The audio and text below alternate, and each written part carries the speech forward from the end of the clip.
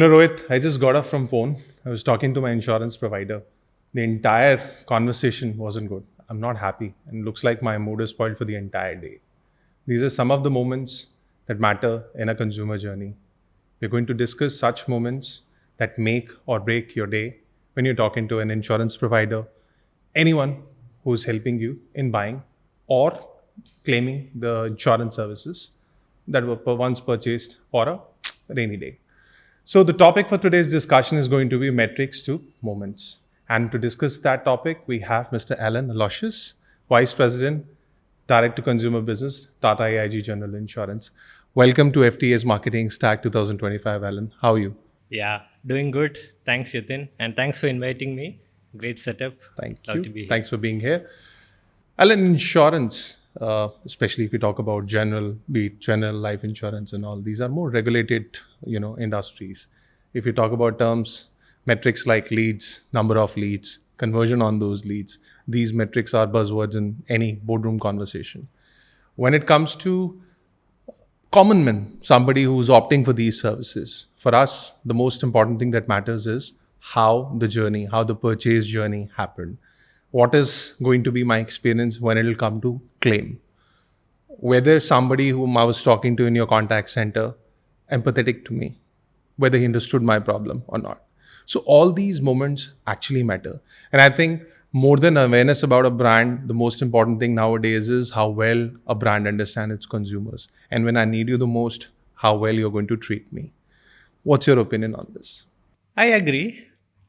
But I think the question also in some way hints that metrics and moments are like in the polar opposites of a scale, which I don't think is necessarily true. I think for me, the best analogy I can come up with is like metric is like the goalpost. I think it is good to have a goalpost because we all work in metrics organizations. There are so many players, right? I have an SEO manager, there's an agency, there's a content writer, there's a planner, there's a strategist. It's good for all of them to know that, hey, the goalpost is in this direction, right? But then when you are going to actually write an article or when you are going to try to solve a customer problem, then I think it's very hard to brainstorm if you are trying to think, hey, how will I increase my leads? Or how will I increase my visits, right? You should be thinking about, hey, what's the customer's need? So for me, you need to kind of, along with the metrics, also build a narrative. And narrative for me is the customer's emotions, the customer's problems. And for you to really come up with a good solution, if you can start thinking from there, you'll suddenly get a lot of ideas. So for me, yes, you need metrics and you need narratives. And if you can tie up both together, I think, yeah, we'll take care of both. It's good. See, insurance always have been an industry which is hard judged by these metrics. So leads, when we look at the amount of conversion we are getting from leads, whether one particular in-person conversation between an insurance agent and the customer, did it go well, not go well? And of course, these metrics are judged at a large scale. Versus if you look at now, people are more educated about insurance, be it general insurance, be it travel, anything. People prefer refining their search on multiple platforms.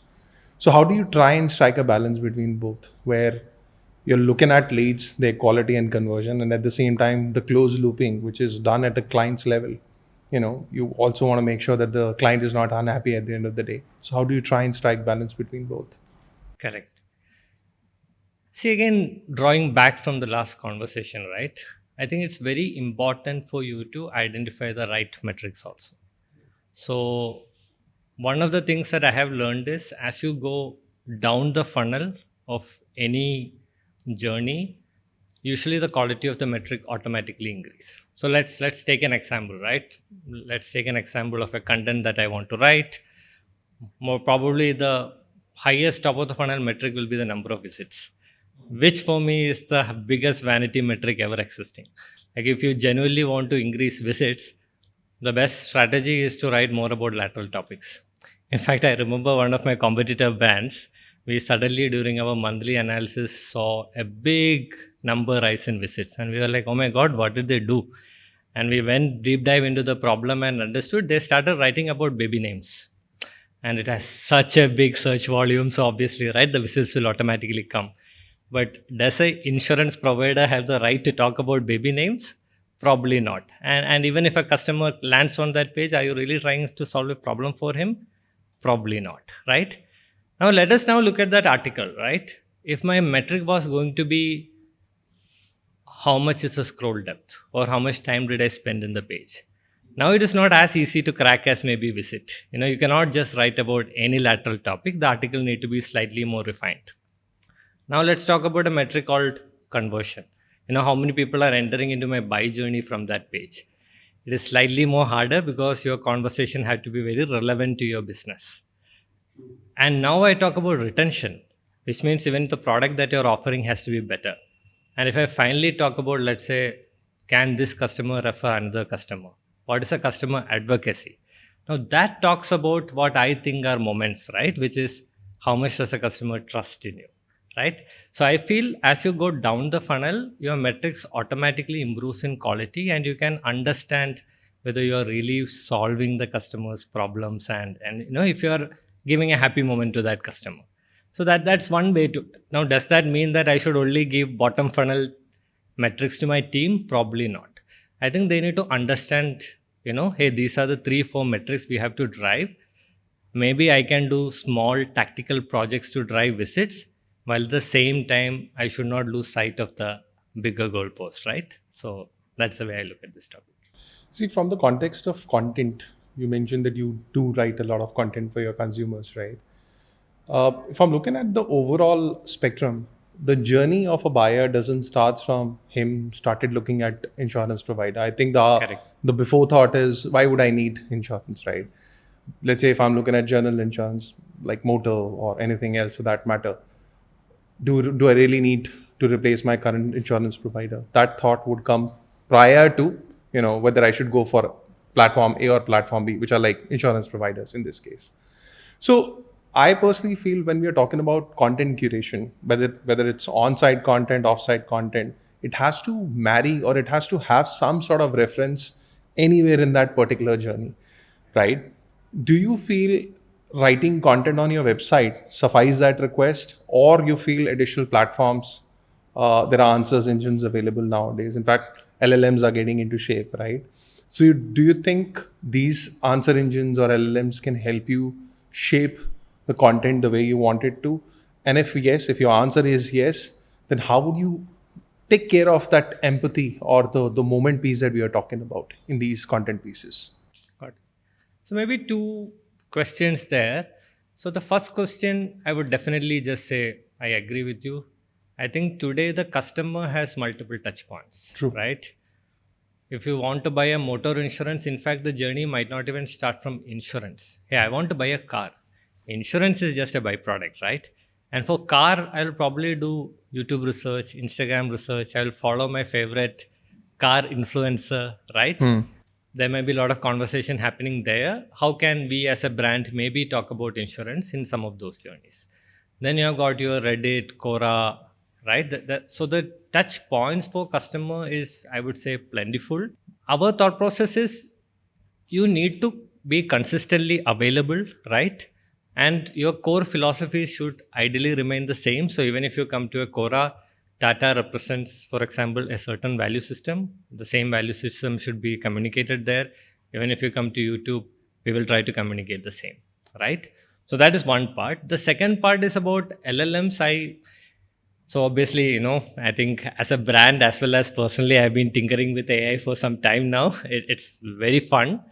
But I also believe AI is more of a efficiency booster right now. It's like a tool which can help you really increase your efficiency. But I don't think it's really a great creative tool. I don't think it can help you unlock the customer insight, which unless you ask the right questions, you'll never get the right answer, right? And a good example I can give is, AI has really powered voice bots, correct? I mean, it's so much available in the market. I encountered 2 use cases in the last 1 week. So one of the use case was using a voice bot to basically do spam calling, for lack of a better word, right? Just push all your customer data. Let's keep calling the customer. Use the AI voice bot. You don't need a manual call center agent. So there's tremendous efficiency in cost. Another use case we heard about voice bot was today a customer, if he wants to hit a, let us say, service call or an issue, he will probably have to press 5 times, press option number 1, option number 2, go to this section. They said, yeah, have a voice bot. Customer will tell the intent, the bot will understand, take you right to the answer. So you have got the same voice bot, probably even the same engine, but one use case is literally spamming the customer and another use case is helping the customer. So I think it's up to the brand, up to the leadership team to kind of understand how to use AI. It's a great efficiency tool. So the way I see it is, if you're going in the wrong direction, it will help you go 100x faster in the wrong direction. If you want to go into the right direction, it will do the same. See, I think brand moments can't be defined with one or two activities. It's a whole ecosystem within or I would say a gamut of activities where you look at conversations, you look at awareness, you look at how somebody talks to me from your contact center, that empathy quotient and all that stuff, right? Do you think when it comes to traditional selling, which is prominent in insurance, right? I'm not sure about Tata AIG, how much thought or effort you give in this, but largely when it comes to insurance, direct selling, wherein agents visit their consumers and clients, through an in-person meeting, they try and sell. In such environment, these things get missed. I mean, the pressure of selling, the pressure of completing the targets, the numbers and all, at times that affects the way somebody would deliver information. I personally believe if I'm saying something, I may have a certain, way of speaking. I may have a context that I want to pass on, but the way that confirmation or that communication is being perceived at your end could be different. But if I'll add one, additional layer into it, wherein if I'll ask probably, do you have any question for me, Alan? And if you'll say, Yatan, this is my question, I want you to throw a little more light on it, right? This entire piece gets missed when it comes to direct selling. I've seen it happening, right? Do you feel this could affect a brand's overall equity in a longer period of time? The way people would remember a brand, because these moments actually shape how people would perceive your brand in a longer period. Do you think it's valid thought? Yes, for sure. So again, I would like to answer in two pieces, right? So obviously it's insurance. You have got huge distribution channels. And I would say those channels are very powerful, and there are a lot of customers who are dependent upon that distribution channel.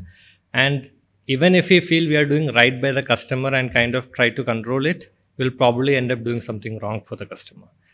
What we have seen is the direct channels have become almost like the second opinion for a distribution channel. So I've got a lot of customers who would interact with an agent, interact with a broker, but they'll also come directly to my website and check a quote before saying yes to the agent. In fact, how many of us here would probably go to a shop and also check the Amazon prices, without maybe letting the shopkeeper know, In fact, right? the shopkeepers have become smart. The other day, I was buying something from a kitchen gallery, and the price this person quoted to me said, "Sir, after discount, this is this much."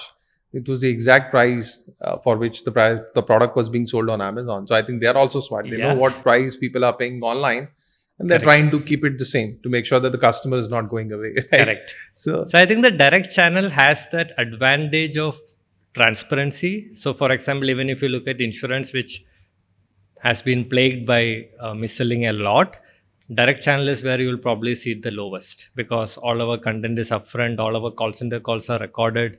So even if some mis-selling happens by mistake or something, it can be caught, it can be acted upon very fast, right? So I think there is a certain level of trust and transparency when it comes to direct channels, and that needs to be there. And I think it will help all the distribution channels. So even if you look at our numbers, we have a lot of customers who take quote with us, but then buy from different distribution channels. And we think it is perfectly okay, because in some way we are also the custodian of the brand, right? So it's very important that we offer a clarity and transparency to customer. I can do fully on that thought. I think the second part probably is around the direct selling part, Yes, right? That I think. So in fact, we tried an experiment, I think 1 year back. Both me as well as my current boss, both of us are very gung-ho about it. And it's about consultative selling. Can we go from push selling to a consultative selling? And consultative selling, as you rightfully said, is about first asking the customers, what do you want, what is your need. A lot of times we have come to the realization maybe they are not even looking for a insurance product, they might looking for some doubts to be clarified, everything. And we are happy to clarify, because at that time when the need comes, we know they will come back because we have established a trust with them.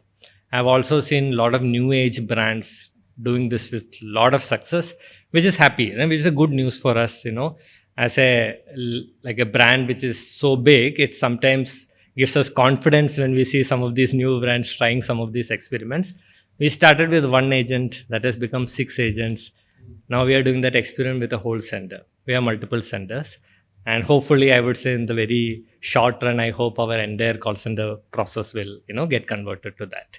And we are seeing a lot of positive impact, but it's also about making the team believe that even if you don't push, if you consult, the sale will automatically happen. And our numbers prove that, it happens. See, from your statement, I think you admire the new age companies and the way they process. So, what would be one or two such things that you admire about these businesses, or an established business like Tata AIG could probably learn from them? Correct. So I'll take an example, right? For example, if you look at Ditto as insurance model, right? So they do a lot of growth hacking also. So they talk about giving a free consultation. They are, I would say, extremely famous for telling in the call, hey, you don't have to buy with us, But customer obviously eventually buys, right? Like if you offer that kind of transparency. So all my team members, all my call center agents, I make sure that they go through a Ditto process, hear the conversation, and we learn things from it. We also improve upon their process. There are a lot of things because of the wealth of the knowledge. For example, I think our advice is slightly more sound, I would say a little bit more better technically. Maybe the Ditto team members will get into that space. Of course, they are Yeah. listening, and probably as some of our viewers will probably start tagging them also. But it's a good practice. Correct. So that's why, right? I think the industry as a whole can learn from each other. So I think we learned about the consultative sales from them. I think the quality of our advice is slightly on a higher level. So that obviously gives us an edge. So yeah, that's one example. You've been around in this industry for a long period to understand and guide somebody if they were planning to create a environment, a digital environment that not only is relevant as of now, but feels like trustworthy and at the same time is personalized based on different user group that we have.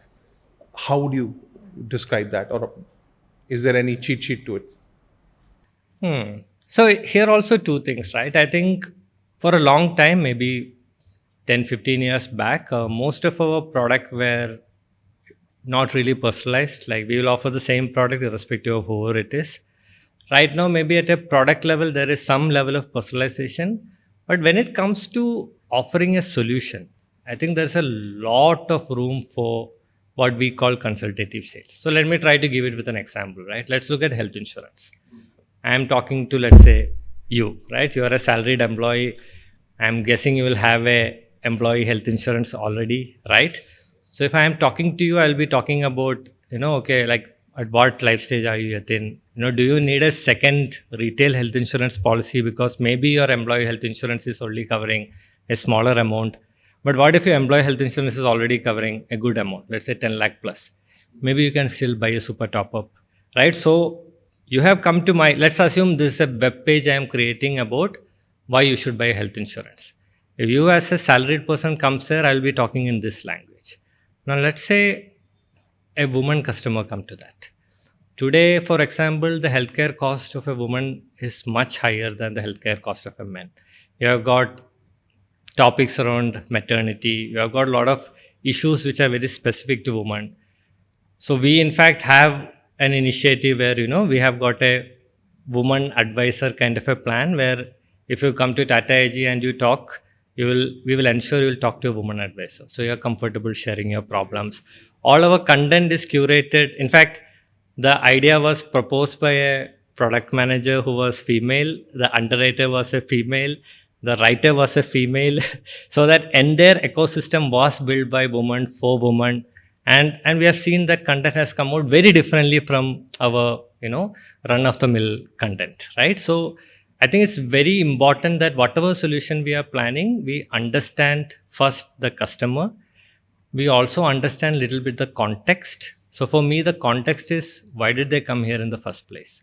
So again, another great insight that we found when we did this whole experiment with the woman advisor thing. A lot of women came here not to buy insurance.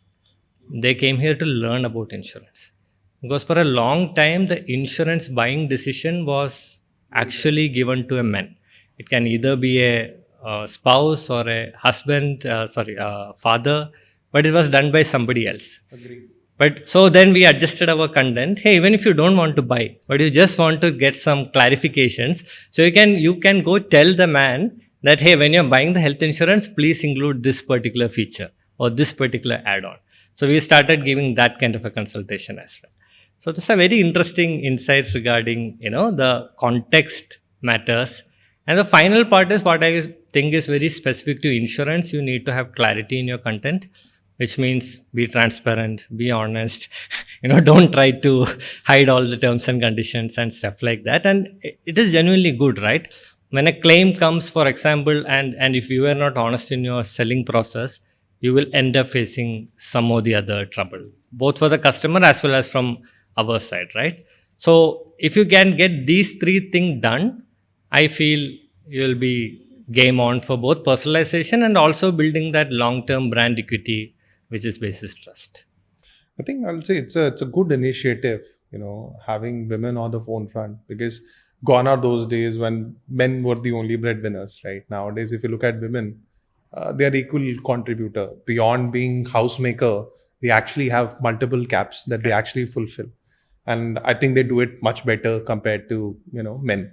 I mean, if I look at any women, the closest one would for me would be my wife, right? Okay. She takes care of kids, she takes care of house, she takes care of me, educated women and independent women.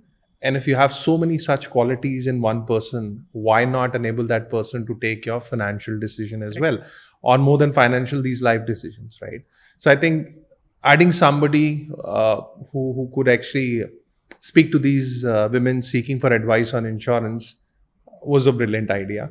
Not sure if you are the first mover in this entire piece. So I think that functionality of ensuring that if you call our call center, you will always, so we have algorithms running, where you'll end up with a woman advisor. I think that's something from what I know, maybe first mover advantage for us. See, I won't be able to take a name of transportation provider. They run a bus company. They are, becoming a pan-India provider. But they do provide this kind of personalization, wherein if I have booked a seat for a woman, let's say 22A is booked for a woman, by default, the very next seat can't be booked by a man, right? So this not only gives some sense of security to the women, at the same time, gives them the feeling that, this provider is at least thinking about it. Correct. So if such moments can be brought down in insurance, or for the matter of fact, any other industry, I think it's going to be I would say a change maker, a deal breaker for a lot, because these were neglected for a very long period of time. I think you bringing in women in is something that was missing all this while. So when it comes to such digital experiences, Alan, if I'm talking about someone who's a complete novice, doesn't know anything about insurance, calls you or perhaps has seen your website before and then is calling you, how would your contact center deal with that sort of a person?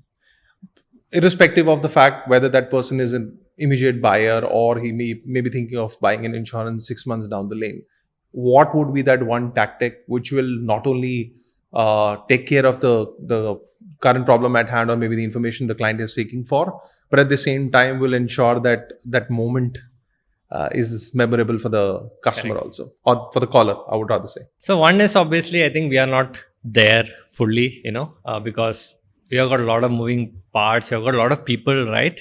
It's very hard to kind of make the behavior exactly same when you have so many agents, etc., right? But I would say the ideal situation we are working towards is, again, right, coming back, we want our agents as well as our website, because half of our sales happen directly in the website without any custom agent interaction. We want them to understand the customer for sure. We want them to understand the context for sure. And this is, for example, a case where a customer comes and we will ask them, So do you want to buy insurance? Do you know which product to buy? Have you decided everything? Hmm. Then my job will be, can I make him buy in the next 2 minutes? Because he is in a hurry. We obviously want to close the sale as well. So the faster you can get it done, the better it is for customer. That's the best customer experience. That's the best moment. Probably the customer will talk about, hey, how easy bought the policy without asking too many questions and all. But let's say the customer is unsure. He's like, okay, I don't know what policy to buy. I don't even know what should be my premium amount. Should I buy a 10 lakh policy or a 20 lakh policy? Now the conversation changes, right? So we'll probably ask, okay, which place are you residing in? Oh, you're in Mumbai. Okay, the healthcare cost is on the higher side. Probably you should go for a 20 lakh policy. Do you want a floater? Do you have a family? Do you have a kid? So then the conversation kind of takes off from there, and we can take him to. So that's where we want to, I would say, ideally go, where we keep asking customer the question to kind of arrive at, I would say, the right product for him, and it's a win-win situation, right? It's good for the customer, good for us, because we will ensure he gets the right product. See, earlier in your conversation, you mentioned that you've been using AI chatbots and these communication sequences. How do you take care of an AI-led communication and ensure that not only it's meaningful to the consumer, but at the same time, it creates that positive brand impact, a long-lasting brand impact on the consumer or the caller? Correct. See, again, right, I think AI is a efficiency booster. I at least maybe it's a little bit of my personal philosophy. I don't think AI is a good creativity booster. I don't think you can create solutions using AI. So to give an example here, can I build a completely full voice bot to sell a complex product like health insurance? I would probably not even try, because I feel there will be a lot of cases where the AI will not be able to suggest the right advice to customer, end up giving a wrong advice, and the impact of that is very, very high, right? What if customer ends up buying a bad product?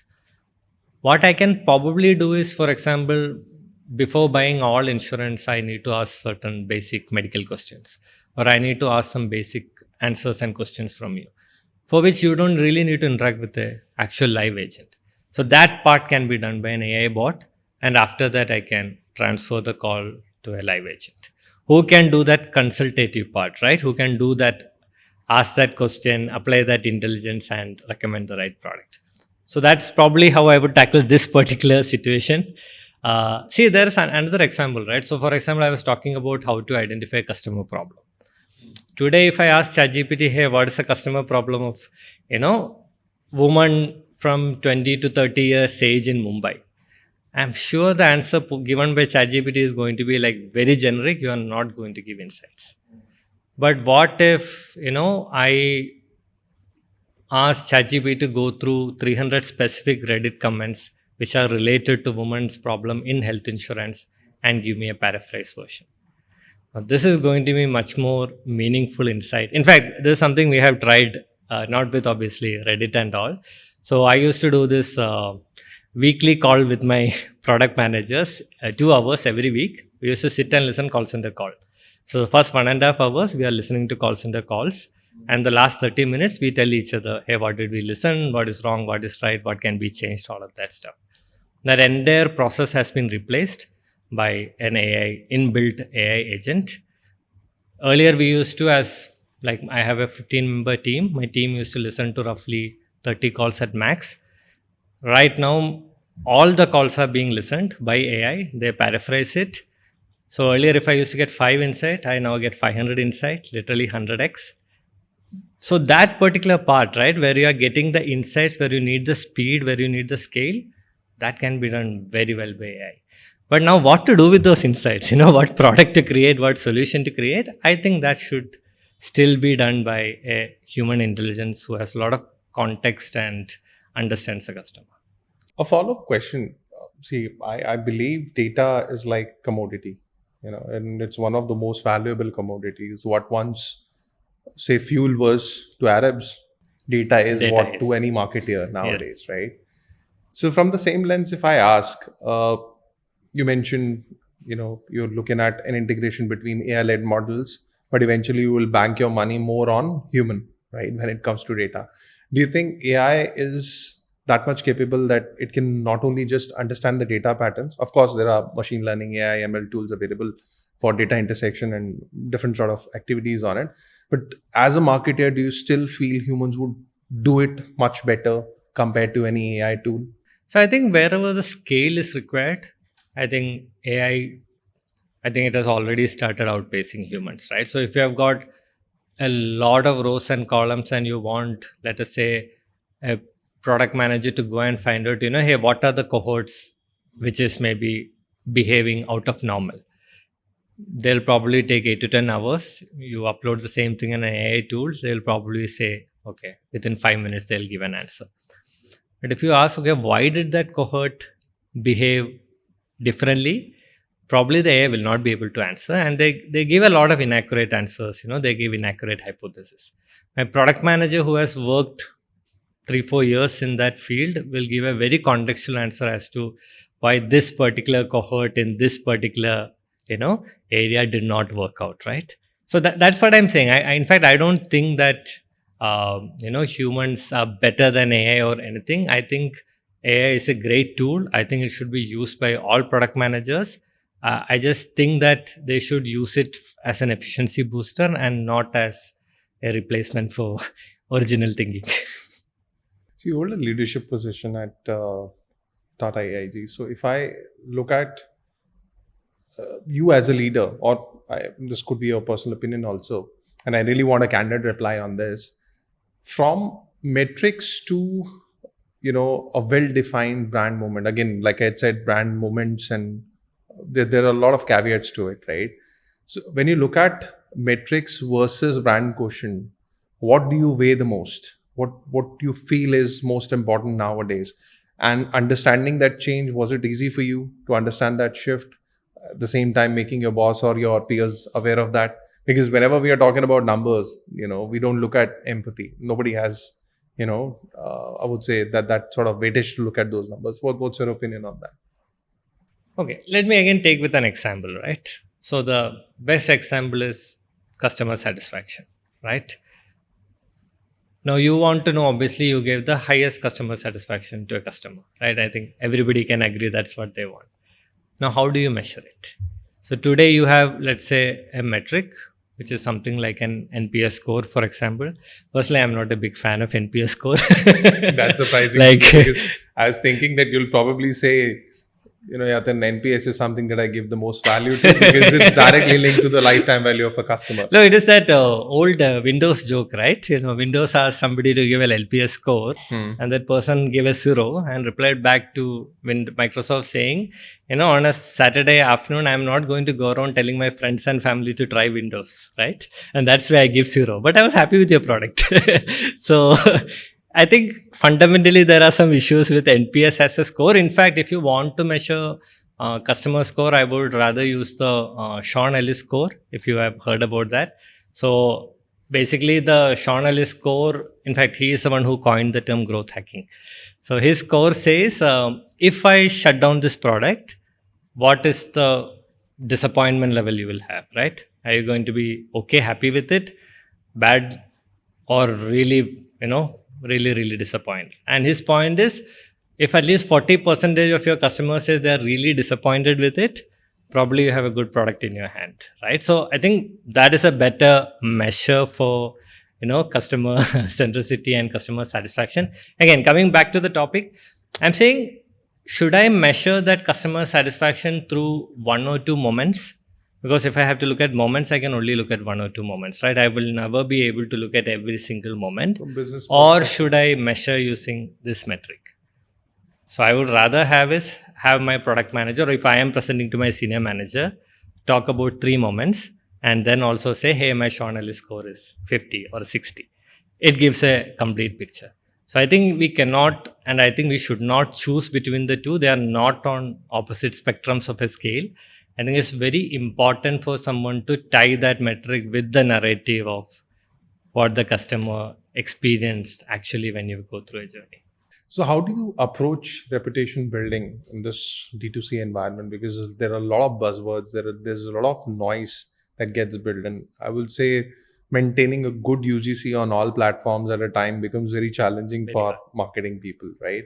How do you, plan to do this? And if there's one or two advice that you would want to give to our viewers, I think that'll be a gold mine for many of them. Yeah, it's a challenge for sure.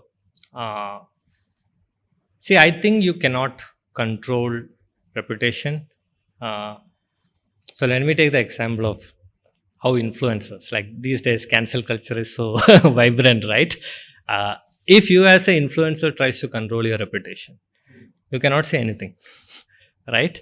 Like literally anything that you say will hurt somebody, so you will get cancelled. You will probably cannot say anything, right?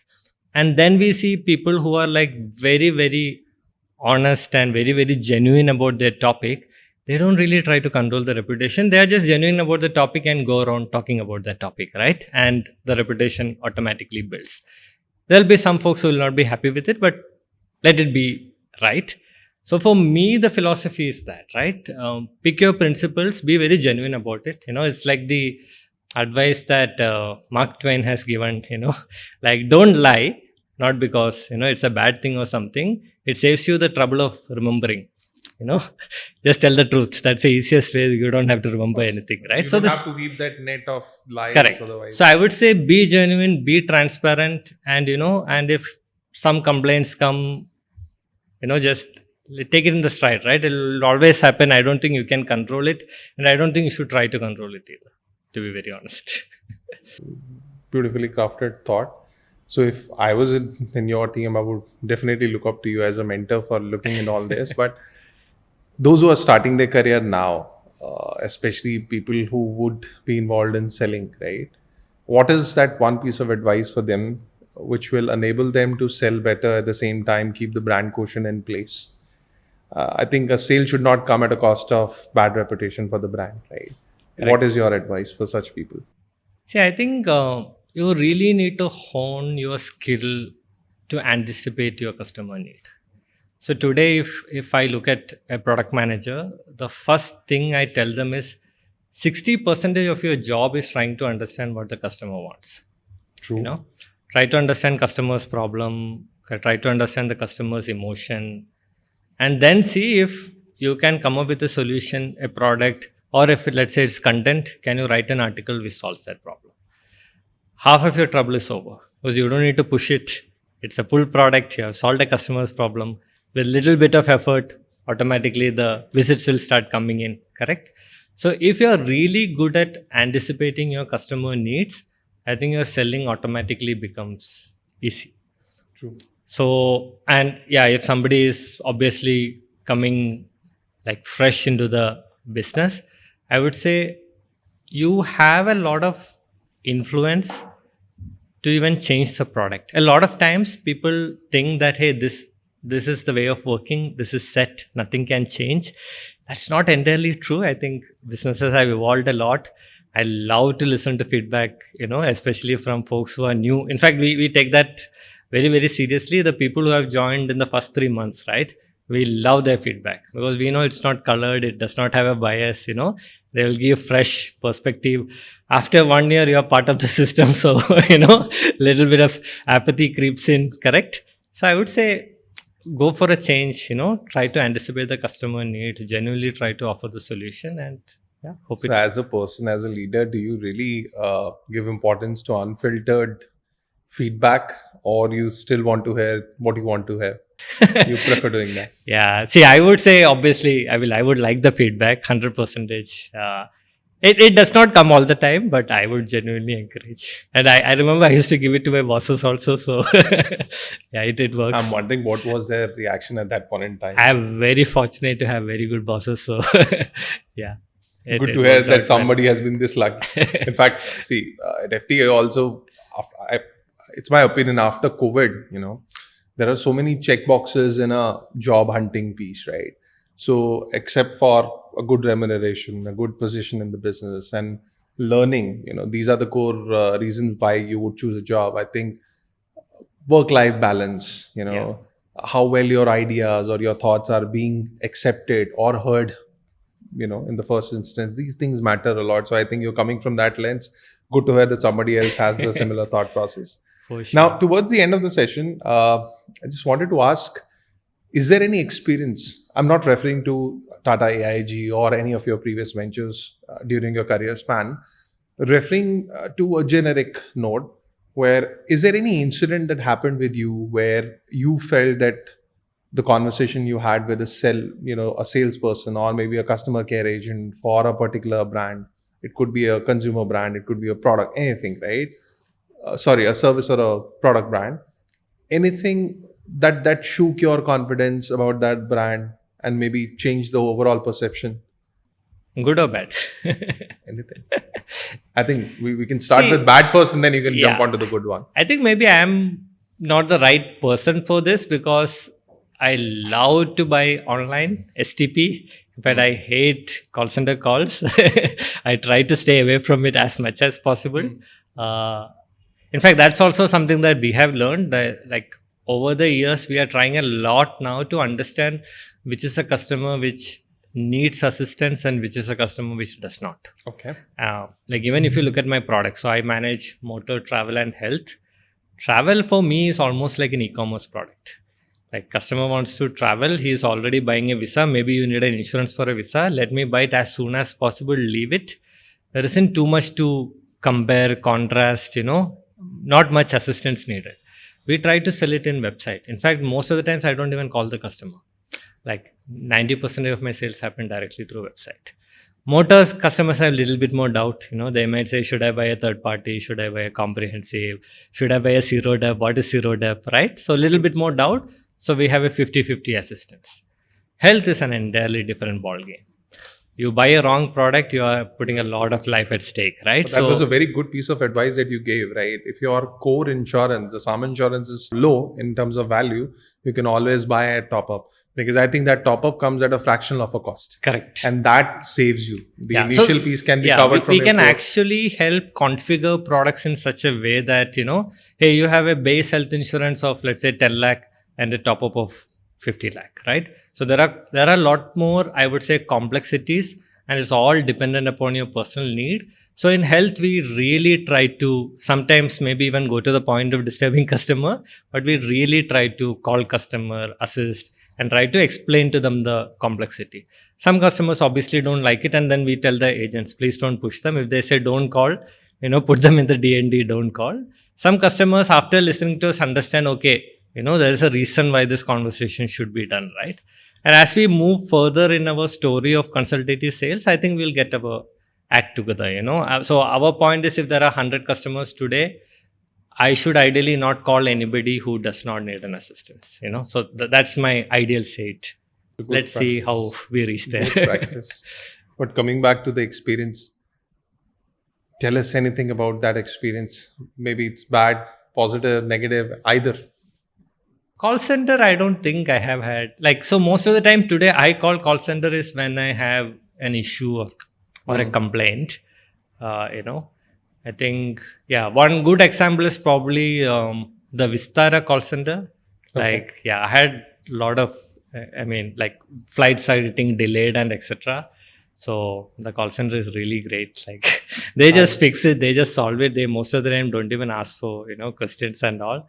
I had a super experience with them. In fact, super experience. Some of our team members have worked with the larger brand, but the experience have always been pleasant. Yes. With the startup, right?